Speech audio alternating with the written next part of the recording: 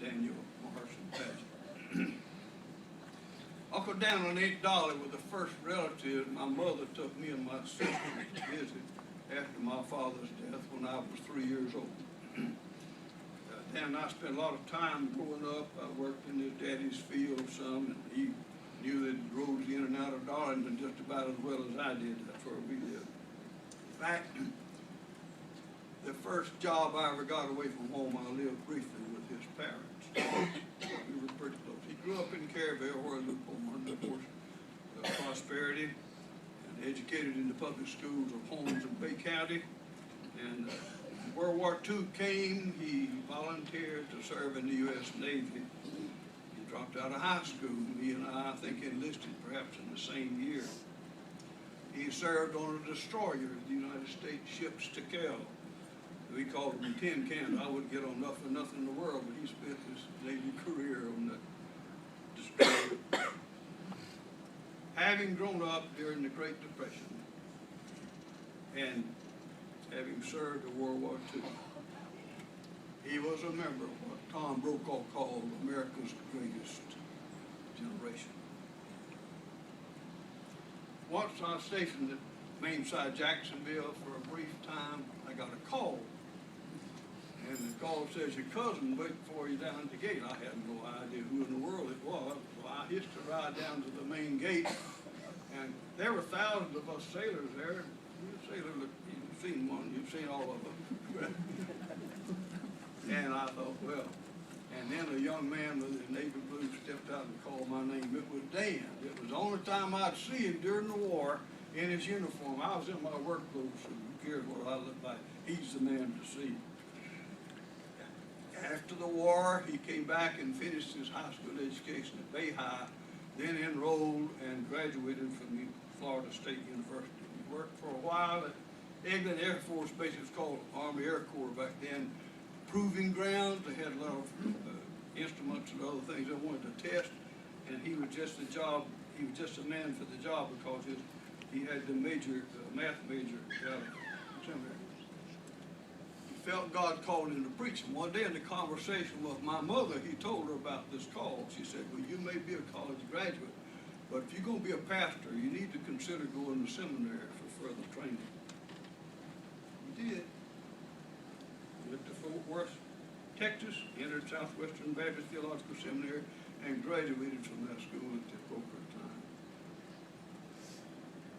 He married the love of his life, Polly Donaldson, and Polly? Okay.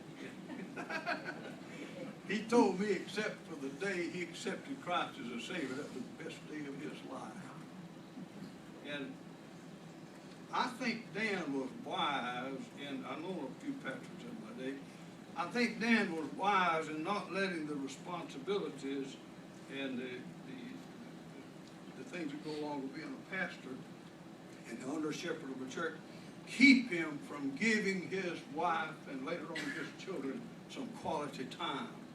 I think all of you can attest to this. I remember being down when he was in his last pastorate, I guess, at Sandy Creek, and there was a special program to honor him that day.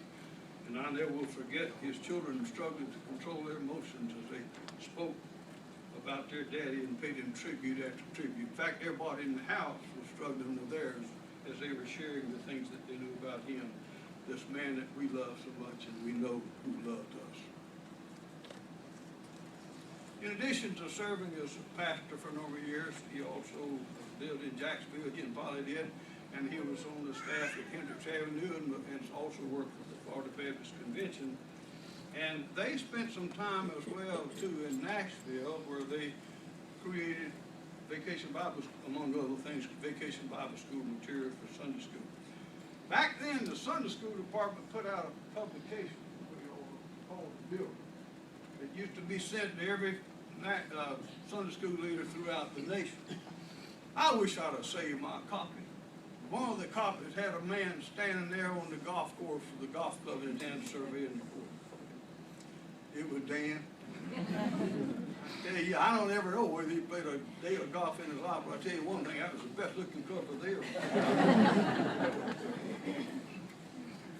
After World War II, he was was instrumental in leading the Padgett reunion for nearly half a century.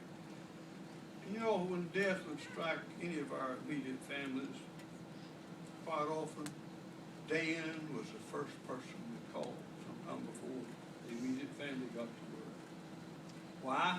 Because we knew that we could count upon his strength and his comfort when we needed it the most.